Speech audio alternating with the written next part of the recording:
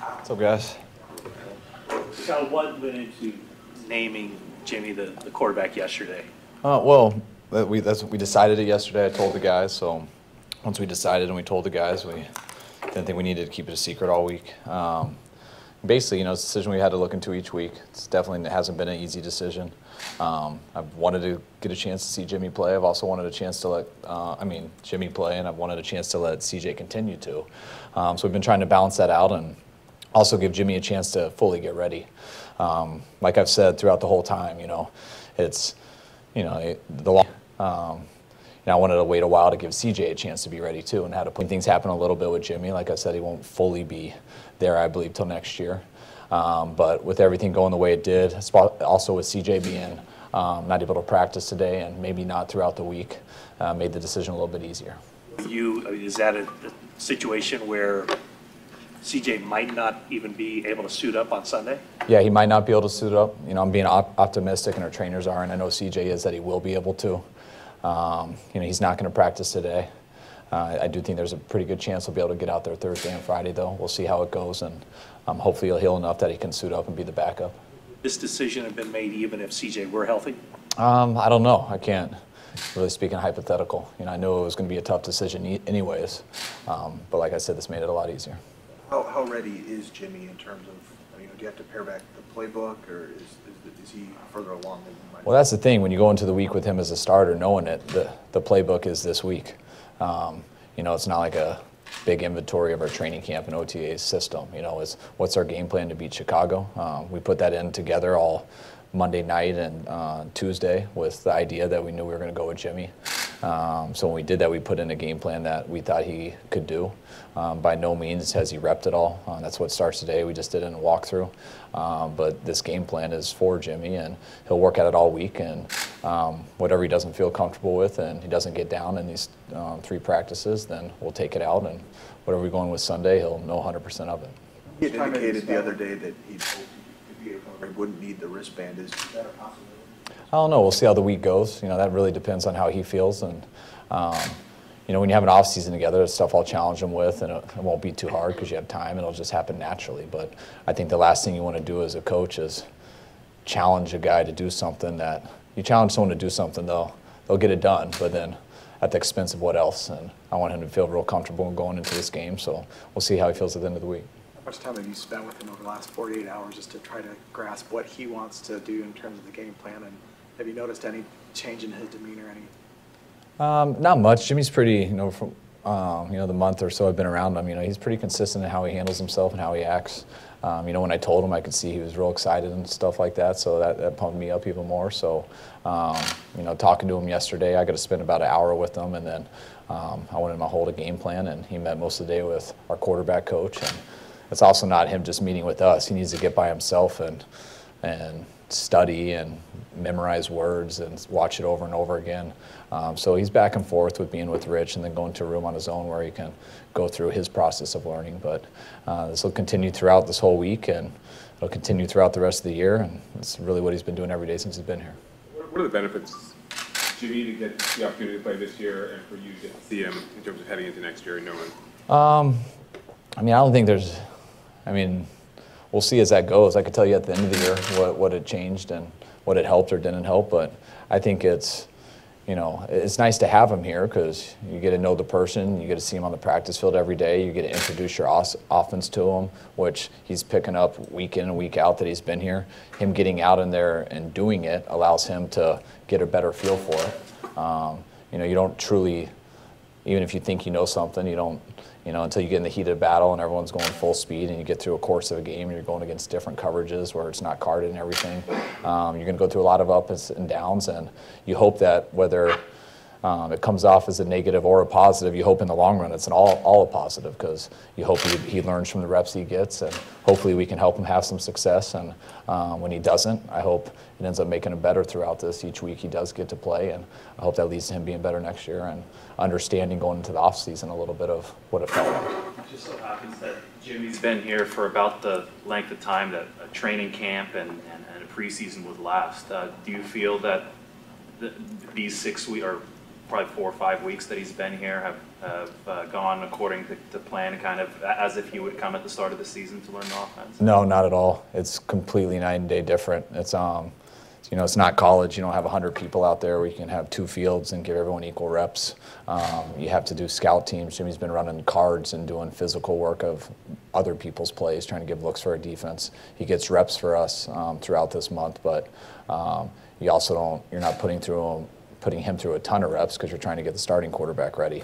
Also, at this point in the year, you have to be very careful with how you use your receivers, the extra reps that you have. I mean, every team in the NFL is beat up a little bit right now, and you can't just up your reps to get someone ready. That's stuff that you do in OTAs and training camp, and that's why you go every day in training camp. I mean, one training camp practice is for the 1s, 2s, and 3s. I mean, there's more reps for 2s and 3s in one training camp practice than there is in 2 weeks in a regular season. So he hasn't had many opportunities to throw to Marquise Goodwin or to... Oh, he does on air every day. You know, we have periods where it's individual and he gets to throw to the guys on air and stuff, but to actually be in there with the first group where you got everyone out there and doing some full speed reps, we've mixed him in. You know, we've given him a few each day while he's been here, but not even comparable or close to what he'll get today. What kind of level of concern is there? You know, he's going back to his hometown. This is going to be the starting debut. That you need to worry about the focus or distractions or whether he might try too hard? I don't know. You know, I'm still getting to know Jimmy, and I'm pretty confident he doesn't seem like that to me. You know, he doesn't seem too high or too low. I think he's a very even-keeled guy who's, it's been awesome for him to be around someone like Tom and those guys in New England. And Jimmy's not going to make stuff up. He's not going to make too big a deal about things. He fully understands what this business is, what his job is, and I don't think he thinks about going to Chicago to see people. I know he's going there with one thing in mind, just like we all are. On the touchdown play on Sunday, it looked like as he was rolling left, the window shrunk to hit Lewis, and there was the defensive back to the left that was cutting underneath, and the window became really small. You've talked about his quick release. Does his quick release allow him to hit those smaller windows? Is that things that you've seen in your evaluation of him? Yeah, I think one thing, you can talk about the obvious, and I think when anybody watches him throw, he obviously can speed it up quicker to, I think, anyone who could see that. And I think all you guys can tell that. What that does help is when you're late on something, when you don't anticipate something, you still can catch up and get it there. It's funny, you watch quarterbacks throughout forever. Sometimes the big arm guys, not always the quick release guys, but the big arm guys don't always throw with anticipation because their whole life they haven't needed to. They wait till they see it open and then they rifle it in there. And then you have some guys who don't have that big time arm and they have to anticipate. They got to let it go early and they hit the guy in stride right in the window. Jimmy has the ability with his quick release that he doesn't always have to anticipate. He can make up for it if he's a hair late and stuff. He's got the speed and the quick twitch in his body to get it there and overcome some things. Was that, it looked like Lewis was open a little bit earlier before Jimmy started to throw. Is that kind of what you're talking about? Yeah, and I always say, like, in the NFL, the man travels faster than the ball. It was fun when most of us played, like, Pop Warner football and stuff, and you can make it seem like somebody was open and bait the quarterback to throw to him and then go intercept it. And that can happen sometimes in the NFL. But the stronger the guy's arm is, the quicker his release is, the harder that is for DBs to do. Kyle, on Monday you talked about the logic of applying the franchise tag to Jimmy this year. If the team does that, how much would that affect how you evaluate your pick at number 2 or number 3, wherever it ends up? Does it mean you wouldn't consider a quarterback in that pick, or not necessarily? Yeah, that's hard for me to say right now, because I got to put a lot of time into that to have an opinion. That's kind of what I like about the whole situation. Because I don't have the time to do that right now. None of us do, and to make the right decision.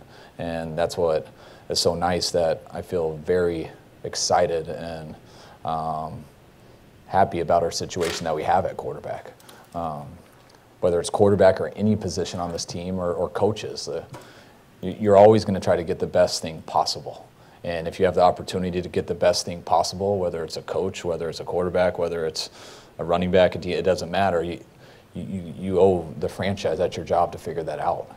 I'm very content and happy with what we have now. but that's the thing that's good for both of us. We're not trying to figure out some long-term thing right now, which I think is fair to him and fair to us. And we'll see how this goes, and I think we're all in a pretty good situation. Will Jimmy be your starting quarterback the rest of the season, or will you make this decision every week? I'll make it week to week, yeah. You mentioned he doesn't always have to anticipate.